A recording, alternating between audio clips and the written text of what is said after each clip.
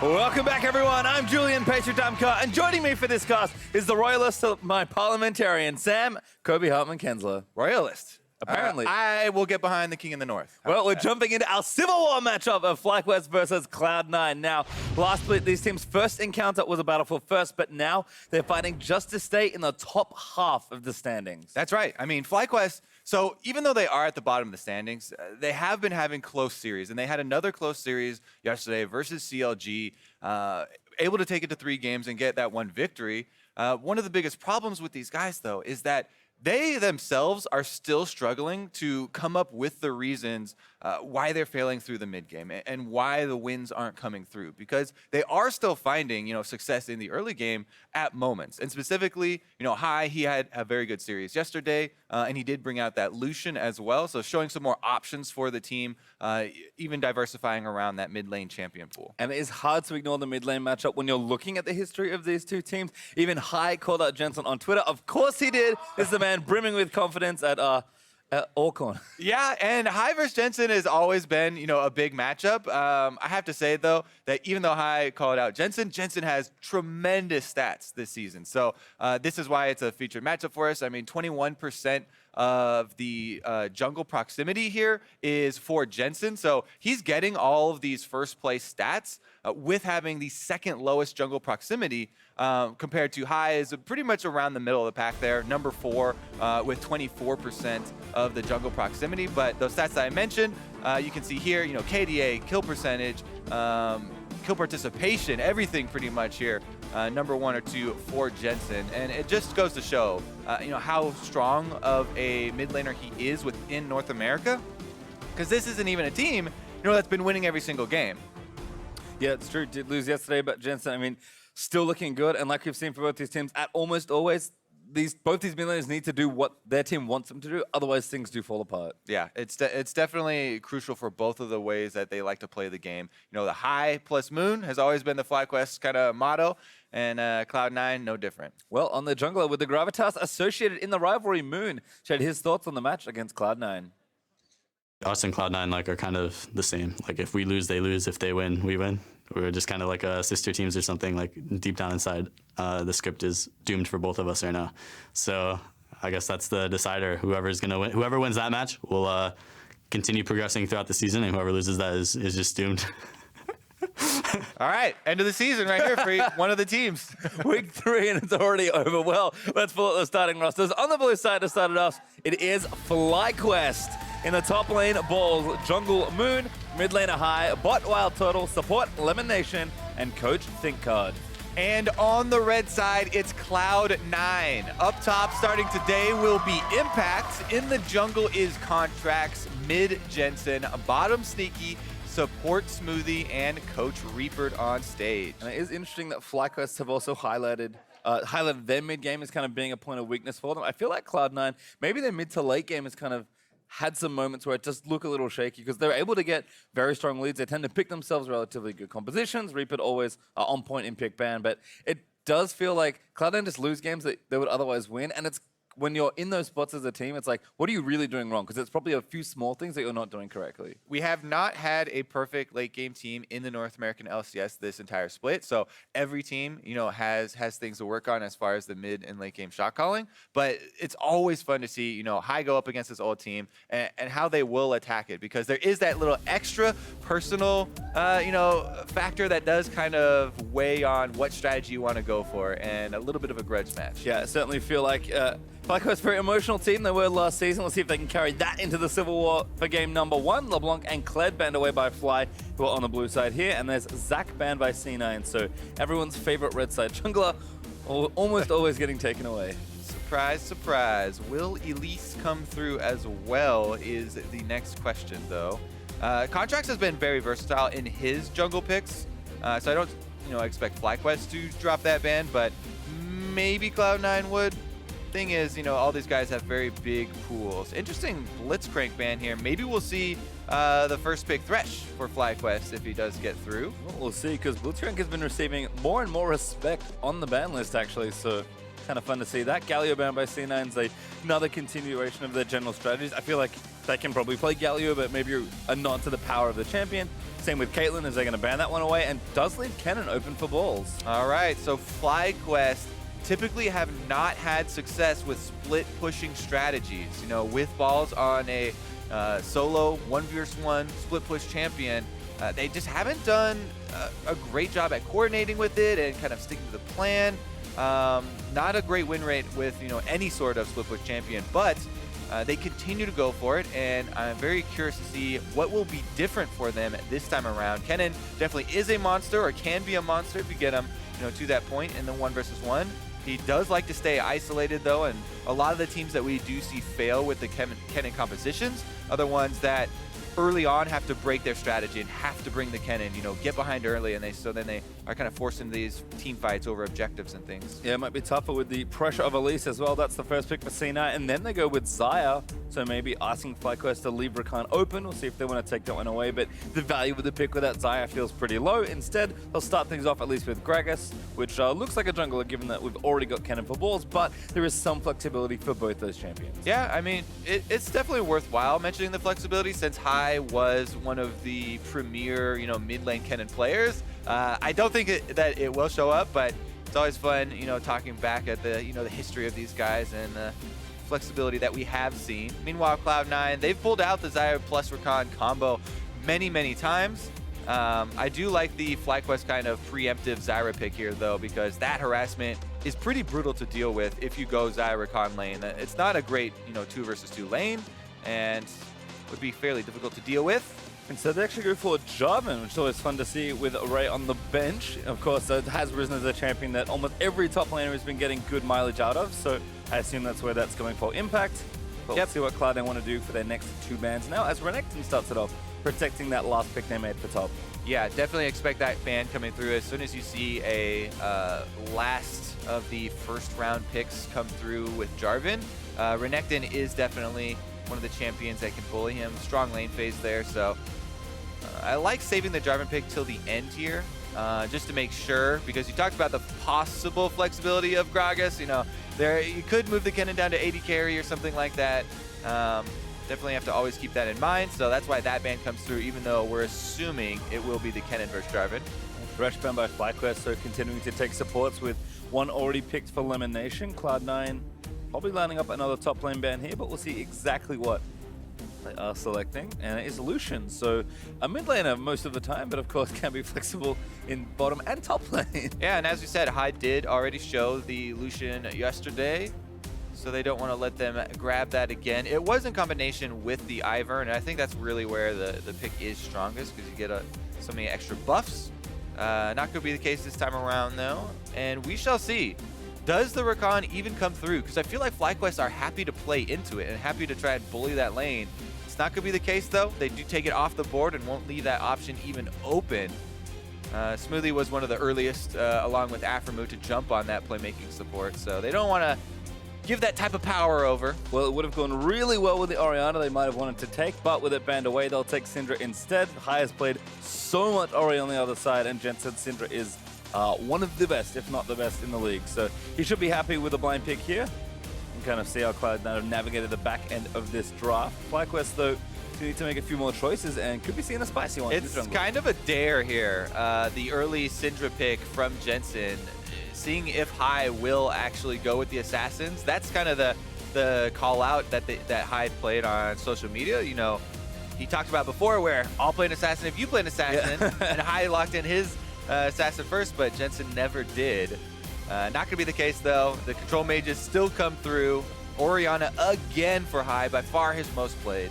Going to get paired with Rengar as well for Mu, one of his better junglers. So we'll see if that combination can reap any rewards for FlyQuest. So it will be the 80 carry Kennen, and that possible flex does end up coming through.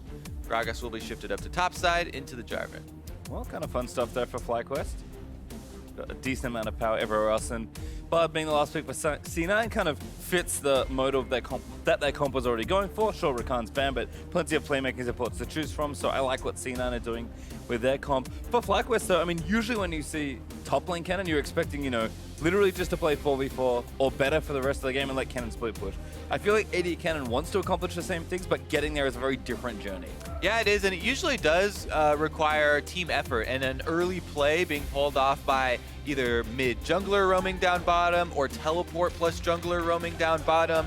Oftentimes when you see Fnatic, right, the classic AD carry team, AD carry Kennen team, they'll have one of these big plays where they bring multiple people down to the bottom lane early, you know, to get Reckless, to get that Kennen off to a big start and give him the extra push that you need from that AD carry role since you're getting less experience.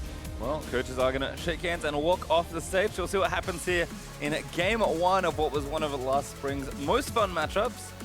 FlyQuest I think rise to the occasion of a lot of their big matches, and this is certainly one where they want to make it look good if they are going to fall down, and there's always possibilities. Yeah, it is good to bring up the past because, you know, a lot of people have been talking about how this iteration of the FlyQuest versus Cloud9 rivalry is not quite as exciting due to the slow starts of these teams, but it actually even makes it that much more important. As Moon was talking about, you know, this is the difference really between sliding down the standings and having to dig your way out of a very big hole as you approach the end of summer, which is critically important in getting to Worlds. And both of these teams have those Worlds aspirations with several players that have gone in multiple years. Would have been so close if it was last spring where the cutoff happened. Instead, these teams are battling to get themselves, again, back up to the top half of the standings. C9 looking to play for an even weekend if they win the series here. And FlyQuest, I believe, win number 2 is in sight. It's certainly been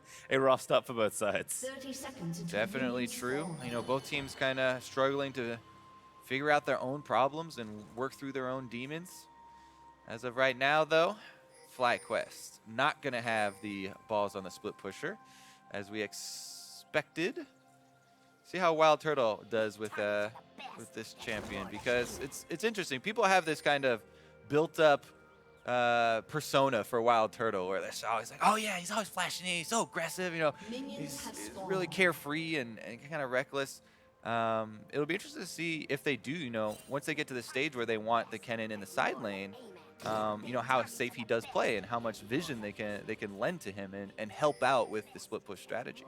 Well, right now, Moon is walking down towards the red buff by the looks of things. Might be a buff start there, or we could do some sort of extra crazy jungle stuff, but certainly a lot of help here from Elimination and Wild Turtle. I'm going to start leashing the red Moon. I think trying to do the Raptors first, so very greedy jungle start for FlyQuest. Well, you say greedy, I feel like it's super helpful. I mean, it's the most help that you can possibly get from your bottom lane.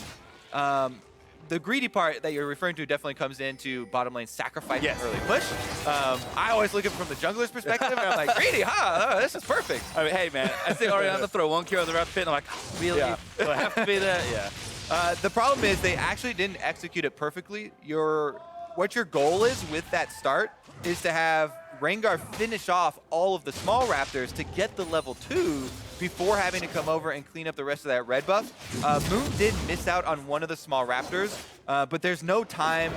You don't get any extra time there because bottom lane has to leave to the bottom lane to go get those minions. So he had to go over to the red buff, and it was a little bit slower than usual since he wasn't level 2 and then had to go back to clean up the rest of the Raptors, but he's still going for the same plan. Oh my god, straight up to Impact. He's gonna get the leap again. No, barely misses it. As Impact will get slowed. Moon is gonna flash forward. He really wants his kill. Under the turret, he goes for it. He has first blood. He does die. So it's a trade. Committed to that strategy.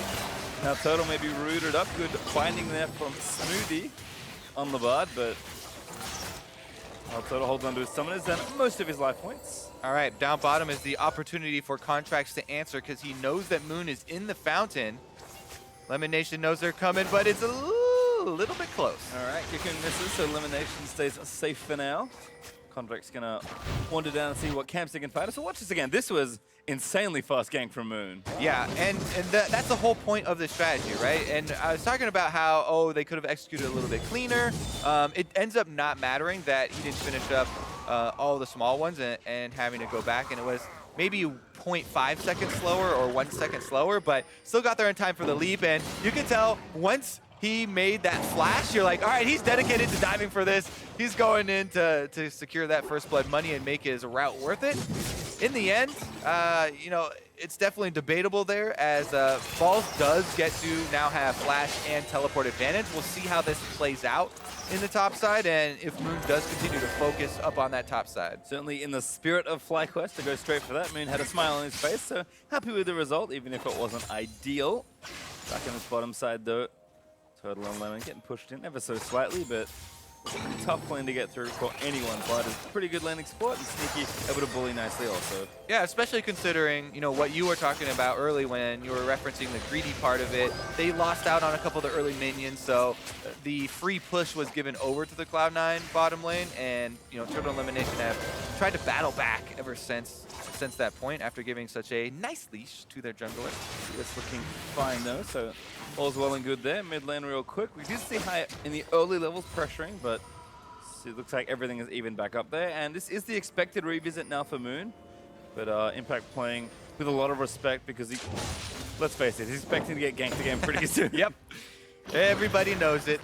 His flash is down, his teleport is down. It's the perfect opportunity to bully. As of right now, though, Balls is doing just a fine job by himself, and he actually has the minions pretty much frozen right in the middle of the lane. Still last hitting there, and still taking down a few of them, but zoning Impact fairly decently, and has worked up a decent CS lead for himself after the kill. Well, then that's great for Jensen, but high answers back.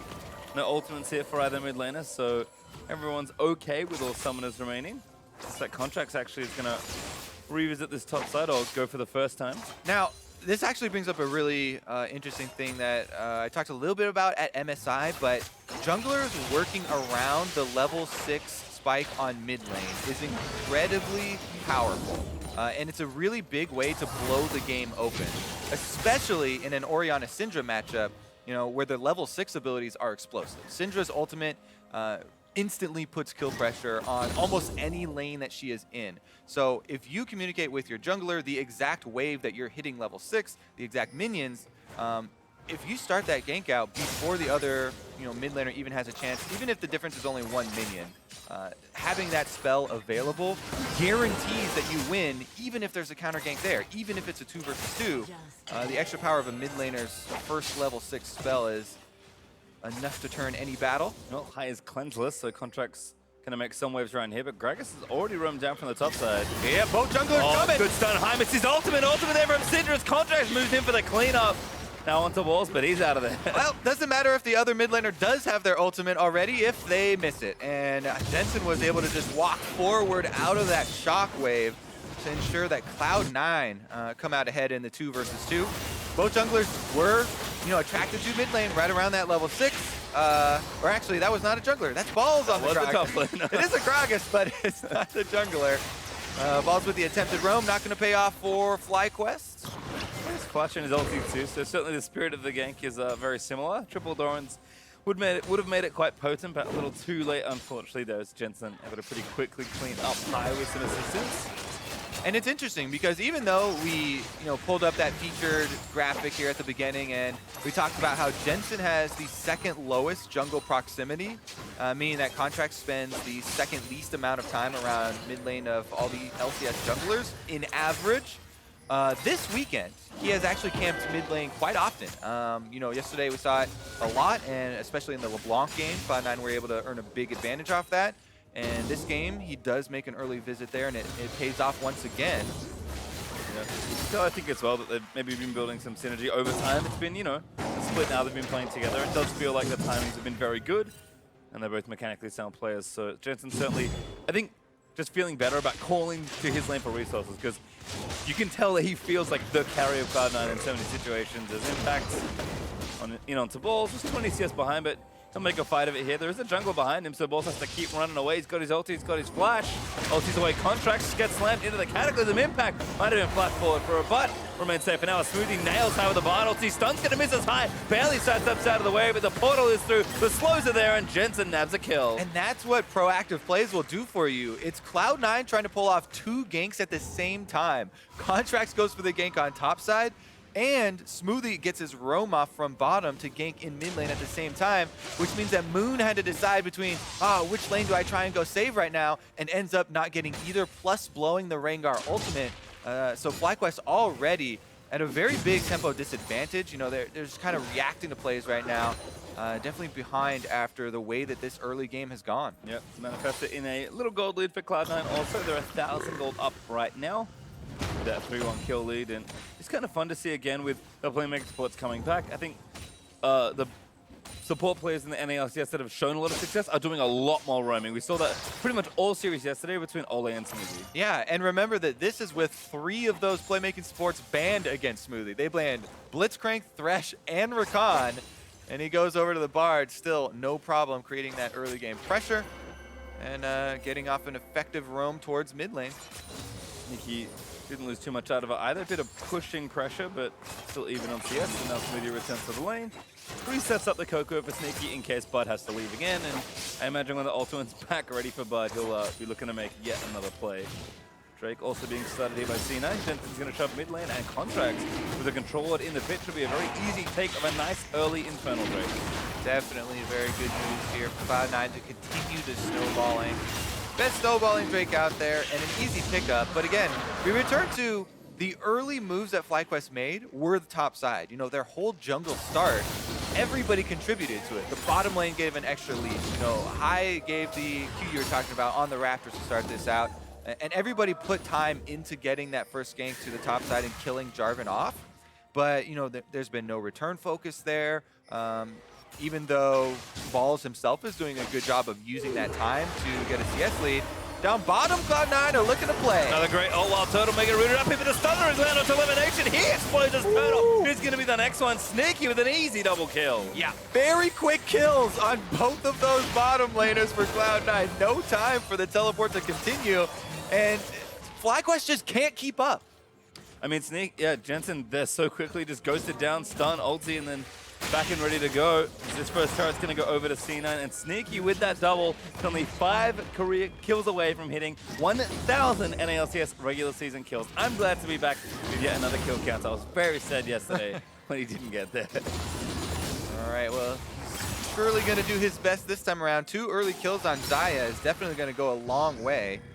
Mundo looking to make him pay for it. Oh no, Sneaky with no ultimate does have his flash, instantly uses it, but Moon's going to follow. Bowler going to miss though. Another TP down from C9 might even turn it around, cancel there from Impact, but Sneaky, he's out scot-free. Yeah, I think Balls used his ultimate to interrupt that, and they kind of communicated it during the end of the channel. So that's why we saw Moon, you know, turn around to kind of keep up the chase. But since all his ferocity was gone and the empowered Bola did not hit, no chance of finishing up the kill onto Sneaky. And I don't think Impact even feels bad at that point for his teleport being interrupted. Nope, trying to save his AD. Cooldown's not going to be too long, and keep landing here against Balls despite the CS deficit. Jarvan certainly putting some work in. I feel like Balls hasn't gone back in a little while. Does have 1,300 gold stocked up, but Triple Doran's into Tower. He should feel pretty healthy in most exchanges. Right now he's getting a little bit more jungle attention as well as he clears out the ward. That's going to tilt the scales in the wrong way for FlyQuest. Contract maybe lining up a dive here, but Moon is reacting to the play. So is Jensen though. And Impact already a little too low to continue maybe. Yeah, he's extremely vulnerable. He does know that Rengar's ultimate is down since Moon just tried to use it onto Sneaky, but since Balls used his ultimate to interrupt the teleport and Moon used his ultimate to try and kill Sneaky, I think he feels just fine walking back. Well, looks like High getting pressure once more here. Contracts also Cocoon's gonna land. Jensen looks to line up the stun, but the cleanse might save High's life. Shockwave, who's gonna move in, but Jensen just lets the ulti rip. There's the kill of Smoothie, joins the lane again. It is a trade though. Elimination able to take down Smoothie while Turtle on the chase, but gives it up pretty swiftly. Yeah. He keeps his eye on the ball there. Shockwave nets all 3, and they almost got 2 kills out of it. Lemonation wasn't close enough to land his Ignite onto Jensen as well, which might have been enough to get that extra tick, an Ignite and an auto, but not quite there. And FlyQuest do answer back 1 kill, but again, they're still playing catch-up here. Yeah, not a roam actually on the Balls. Impact going to commit the ulti. Balls forced to burn the flash. Looks like C9 might even be swapping up the duel, and they already took the bottom out of turret, so we'll watch this mid lane play again. Such a great Cocoon from Contract. Yeah, I mean, High is walking around here, just gets to the edge, and Contracts moves up to land the Cocoon. So Cleanse comes out, but it doesn't matter, because all the DPS is still coming through for all the skills. All the skills still landed, and Jensen does flash out at the end there, so saves himself from that ignite that we were talking about. Meanwhile, though, Cloud9, they are just on a mission this game. No time going to waste here. Another turret down for themselves. FlyQuest still have yet to get a single turret on the field, even though Wild Turtle right now in bottom lane is split pushing, and he's trying to get that turret down, trying to get some room to work with. He's working on it, and I thought there from Balls actually does cut the wave off for a little while longer. Impact though, takes the next few hits, finishes return, and that's 2 quick turrets there for C9, who are playing a very impressive early game, keeping that pace right up. Turtle eventually is able to trade the bottom side, but like you keep saying, they're just too far behind. High with another good shockwave, but everyone's out through the portal. Pretty slick escape here, and they should be able to go get the minion wave on bottom lane. Turtle was able to get that 1 turret though, so that's good news for FlyQuest, at least get some gold. It's definitely looking rough for them right now though, because even the classic that you would look for, Rengar engaging with the Orianna ball into a shockwave, is hard for them to pull off since Cloud9 are moving so quickly at the moment, and they've got such good deep vision. Yeah, doing a good job kind of desyncing those cooldowns. High keeps having a shockwave defensively as FlyQuest onto the Rift Herald, trying to split the map up and stay on their strong side, but looks like Cloud9 going to force them off this as well. Contracts now coming around to smite that one away, and Moon doesn't have his smite, so this one's over to C9. Yeah, FlyQuest are in the area, but again, they're too scared at the moment, and there's too much Cloud9 vision in that blue quadrant of the jungle. They see every member, so Cloud9 easily taking it up, and now they can use it to push down some turrets. There might be mid-turret actually going down pretty quickly here. In fact, if you're going to start a kill, they can try and go again. Cocoon lands in, elimination. Diced over to Contracts, Turtle pops that blade of their own king, stun there onto Impact, but mid-turret's going to fall down. Rift Herald still being held onto. This is kind of hard to watch, like the older brother just continually beating up the younger here. No possibility for FlyQuest to fight back. Those deep wards allow them to get a very quick pick off there, and they don't even have to use the Rift Herald to get the turret. I think we've certainly seen Cloud9 in games like this. They have really just accelerated the game and then converted their leads very well. So we are going to watch for that here, but FlyQuest, we'll see if they can battle back down. About 4,000 gold already. Trying something here is Moon. Go, younger brother! Pops the ulti in onto Sneaky. Ulti's away. Feather Storm's back, but Moon dodges out of the way to the right. Might not be a dodge though as the commit's coming through. Impact, he's going to move down as Turtle defensively. Ultimate's Lemon also makes his way down as High. Ready with the shockwave. C9 grouped together. Might be able to turn it around if they can find the right angle. Yeah, Ocean Drake is available, but it looks like Moon, having expended the Rengar ultimate, heading back to base now, and FlyQuest, a swing and a miss there. And it looks like every miss they throw out is going to be another Cloud9 objective, starting up that Drake. They've got control wards in the river, so that should be free. And Drake's very dead. Do you have any siblings, Pastry? I have 3 younger sisters, yes. Okay, so you're the older brother. I am. I do not beat up my sisters. Okay. Just so we're clear. Do you? I have a younger brother. Ah. So you do know that. Never let him win anything. Much like Cloud9 not letting FlyQuest get any objectives in this game. Another nice shockwave. Smoothie going to answer with the Bard ultimate. That forces the flash out of the mid laner of FlyQuest. High's going to be even more vulnerable next play. Ooh, interesting little tale that we have here as the Balls is waiting for Impact to attack the defenseless Turtle. Will he take the bait? Turtle's like, I'm going in. Turtle's going to make him take it. And Invec's like, I don't want to opt into this fight. I'll just go back to the minion wave. Wow, that's actually pretty impressive too. You know, Cloud9 not as quick as they are, you know, snowballing this game and running out to a very early lead. They still did not, you know, overextend there, and Impact shows some restraint. Not overextending for the little Yordle. Impact still down in CS. Paul's actually keeping that up nicely. Hasn't finished a major item just yet for Gragas, but shouldn't be too far away. He's kind of split the difference on early defensive itemization. Fantasy is up for High as well, so that will offer some much needed protection versus all these skill shots flying his way. But it does delay his power for a little bit more, and Jensen, again, builds up a very big lead. And Sorcery, some of the guys from early Nomicon with extra is usually the point where every mid laner starts to take over. With extra. There's a lot of extra on Cloud9 right now. So FlyQuest, name of the game, again, becomes you got to farm for late and ward defensively in your own jungle, hoping for someone to step into a trap. Trap set, but Nika doesn't walk all the way in. Rift Herald now getting burnt down. So it looks like a seed onto the mid tier 2 will start here. Impact is getting the bot wave going also. Look at the Rengar, though, coming around from behind. All right, trying to fight him on the Rift Trail. Let's see what happens. Balls walked up on the front side. A Smoothie gets the kill. Moon leaps on and does take down Sneaky in the backside as Turtle burns that ultimate down. But Jensen is going to chase in. Doesn't have his ulti yet. The Rift Herald is doing what work he can, but FlyQuest kind of dissipate that push. The 4 versus 5 engage from FlyQuest only gets them the bad end of a 2-for-1 trade there. And that's just kind of the story of this game. So difficult for them to get anything back.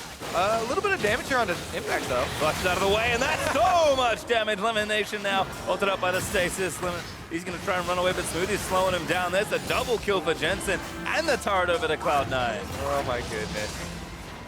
5-0 on the Syndra now. The ultimate can pretty much one-shot anyone. We saw it already melt tanks up in that previous engage, and Cloud9 running all over Summoner's Rift. So here's another look at the 5v4 engage. Balls just gets absolutely obliterated before Moon even got to jump in. Then he too goes down, Jensen using the ultimate on him, and whole backline has to retreat to try and clean up that Rift Herald who was killing the turret while they were trying to engage. Not to mention Impact, whole time was pushing bottom lane. Yeah, it feels like I can never mention Jensen without mentioning the completed item, without mentioning the next component he's finished. So Leandri's now done, and the Phoenix Codex is next. Always got the little extra. Exactly. So we'll see if some gameplay happens. I'm hoping Jensen just walks up to an AD and clicks the ultimate button just to see how much damage it does. Certainly a weapons test at FlyQuest. I'm not happy to be participating in, but doesn't appear particularly voluntary at this moment. Yeah, that's a rough one. Test this weapon out, and you're going to be the target. Well, blue buff over to Jensen as well. C9 again is taking full control of the map. No need to worry about Drake. It's not up for a little while longer as the ulti by Impact actually going to go in onto Hive. We're going to dive back in. That is a kill for FlyQuest as Contracts repels out of the way. Great double stun for Smoothie. Forces High to cleanse out. Shockwave hits one. Smoothie back into the team. And dead there to Balls as the ulti is going to melt that tank. So C9 again 2-for-1, but still going through. Contracts with a great stun. He's going to try and take down High. Does grab the assassination, but Wild Turtle with a bevy of stuns chain CC's Contracts down. Ooh, the final boss is still up, though. The DPS members of Cloud9, Sneaky and Jensen. Looks like FlyQuest kind of want to push open this advantage. They have a slight numbers advantage, and they won't, have many opportunities like this. You have to be so scared, though. This is a 6-0 now, Syndra, even without ultimates and a numbers advantage. Still, you have to be so wary of that stun. All right, here's the initiation, and what a turnaround here from FlyQuest. Balls and Moon were waiting on that control ward for the turnaround. This was a trap that they were able to set. Good ultimate here. Initially gets the flash out of Smoothie, and that allows High to land that shockwave. Somebody on the front line's got to go down, though. Who's going to get hit with the Syndra ultimate? That's the one who's going to have to die. It ends up being Balls this time around. They Contracts flashes for the extra kill, but Wild Turtle is there to pick up the counter. Like you said, the strong members do stay alive for C9, so no objectives really taken on the play for FlyQuest, but I mean, they are trying engages. This is something they were known for, just keep going until something sticks. Exactly, and again, it's the warding defensively, control wards in your brush, and trying to set up for these numbers advantage, counter plays, these little traps. Another trap has been sprung, but that is on a solo tank, so in fact, going to be able to slide right out. I'm going to try his hand at jungling, takes down the Scardo Crabble, needs one more. Should be able to grab it there. C9 looking to get vision over that left-hand side of the map. Mountain Drake, is up in 15 seconds. And Impact is running down the bot side to keep Balls away from the pit. C9 should be able to take the Dragon very, very quickly. So Fly going to have to get there soon. And given that they're not there right now, should be conceding this over to C9. Yeah, this is getting really scary because the extra Mountain Drake, they already are so fed on their damage-dealing members. Cloud9 can take the Baron very quickly, and even if FlyQuest come out to try and check the Baron, there is an Elite stun you have to watch out for, the Syndra stun you have to watch out for, and the Bard ultimate, setting up this Cloud9, pick possibility. If they get control of the Baron area, it's extremely risky for FlyQuest, and they kind of just have to, make a decision. Are they going to commit to an all-in around the Baron pit, or try and defend at inhibitor turrets, both of which are very kind of low percentage plays and pretty risky considering the state of the game. Well, looks like people are just spending some money. Jensen goes back. He's got a Banshee's Veil now.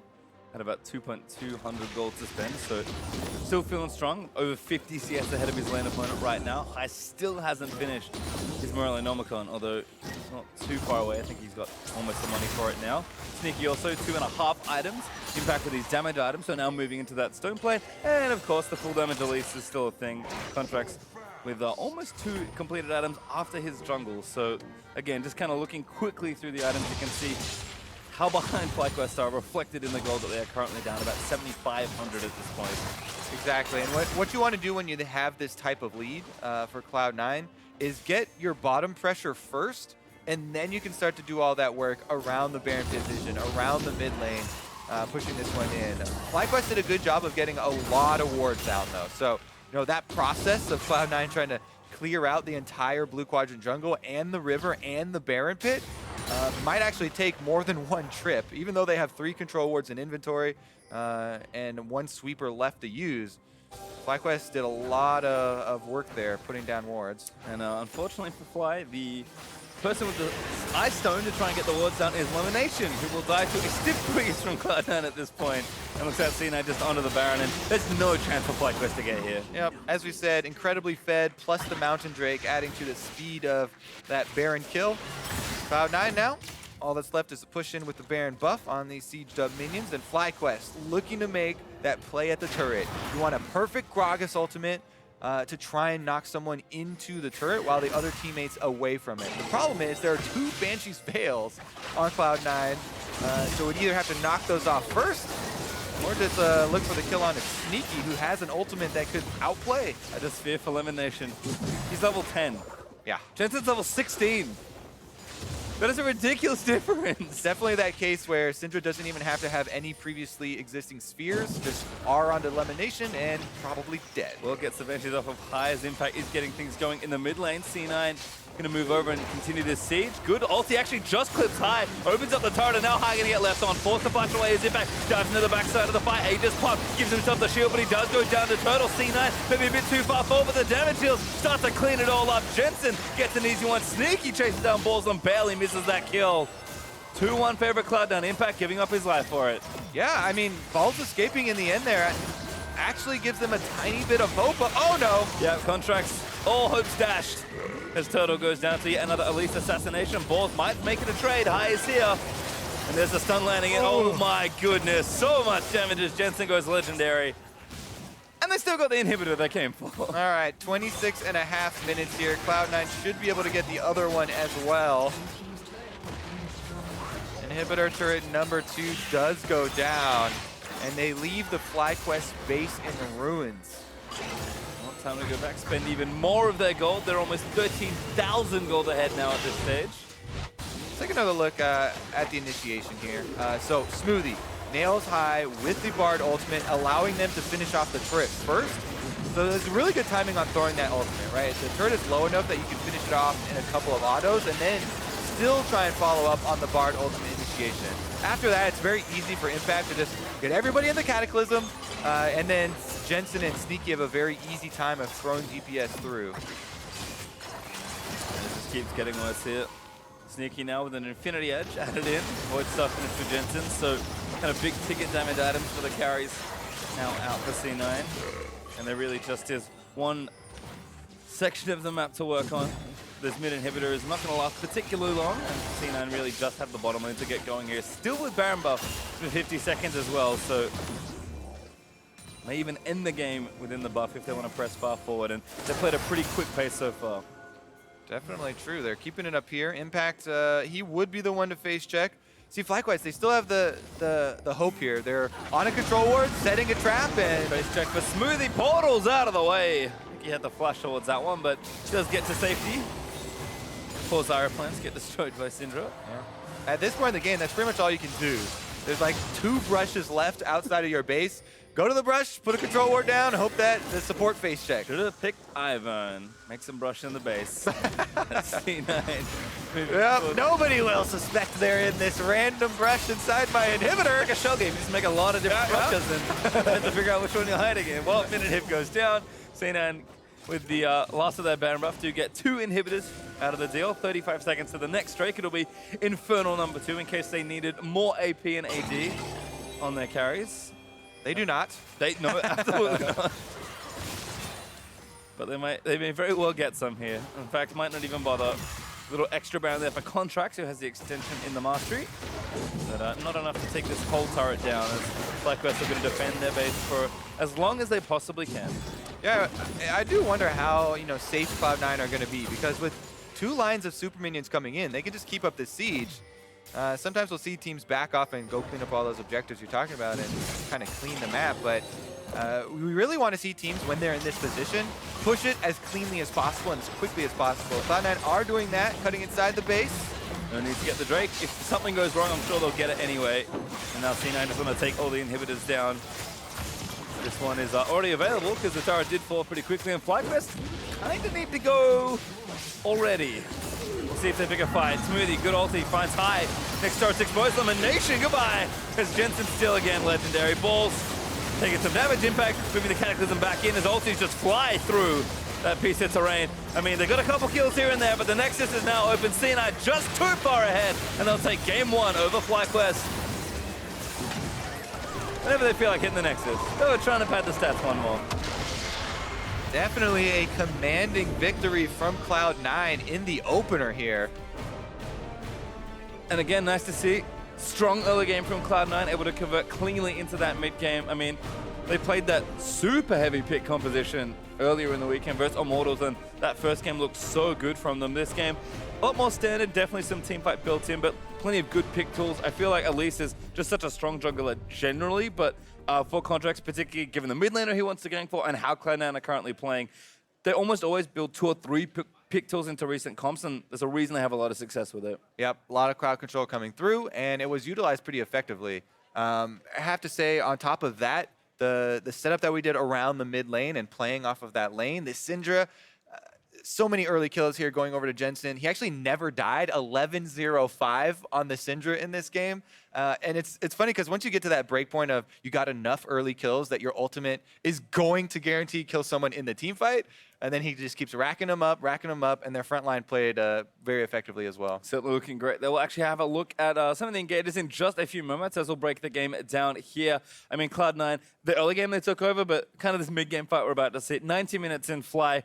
I mean, Fly try and do something here. Again, this is a team that wants to use their tools, but C9 just a little too far ahead here. Right, and this was kind of their best opportunity at this point, engaging a 4 versus 5, and Cloud9, just look at that return damage. You're talking about the Syndra, right? Immediately blowing up the Rengar after they had already taken down Gragas there. It got to that point very early on where even in a 5 versus 4, they have enough damage to obliterate FlyQuest, and they didn't even have to call Impact up from Split Push. No, again, you saw roams on FlyQuest, you saw the early jungle from Moon, but it kind of didn't all matter. And once again, the mid lane focus on Cloud9 results in this. We're going to have a little montage of just how much blowing of people up Jensen did this particular game, because everyone was feeling it. Right, this was earlier on, and you know, Hai was focusing on getting his shockwave, so he got some counter kills there, but the money that kept on going over to Jensen really got him to that break point. Continue to see the highlight roll here. Definitely deserving of his player of the game. Yep. We mentioned as well the stats that he's been able to rack up, even in their losing games this season. He pretty much tops the charts for all of the categories for mid laners at the moment. Yeah, I think, 11-0-5 was oddly similar to the scoreline in the Immortals game where they lost that third one. They get 1 death and the scoreline's about the same. So, Jensen been overperforming almost all year long, but another great start to the summer. I think C9 just trying to figure out how to get it all together and then push it through to an even better performance. Finishing second, you think most teams would be happy, but this is a team very hungry to win and then really show up at Worlds, as they're already looking ahead to the end of the year. And, you know, as much as Jensen is deserving of all this credit he's getting, I do want to highlight the moves from Contracts and from Smoothie that we're seeing, because jungle and support, so often, go a little bit under the table as they're setting up all these things, and they're the ones creating plays for the carries to get fed. Contracts, early visits in the mid lane, both set series that they've had this weekend, and then Smoothie as well. With that Bard roaming up to the mid lane, he was the one who really started Jensen going early too. Yeah, no, that tree has looked amazing, but we are stepping away. After the break, we'll see if Cloud9 can close out the series or if FlyQuest can bring us Game 3. Don't touch that browser.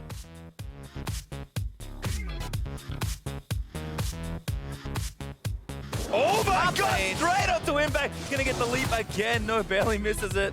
As Impact will get slowed. Moon is gonna flash forward. He really wants this kill. Under the turret, he goes for it. He has first blood. He does die. Down bottom, Cloud9 are looking to play. Another great ult while Turtle making it rooted up into the stunner is land onto elimination. He explodes his Turtle. Who's gonna be the next one? Sneaky with an easy double kill. Wait, no. Multi. I'm flash. I'm multi. Zarya. I only have Q. No flash, no. Oh shit. I get turret. No flash. He's dead. Yeah, nice. Next star's exposed. Elimination. Goodbye.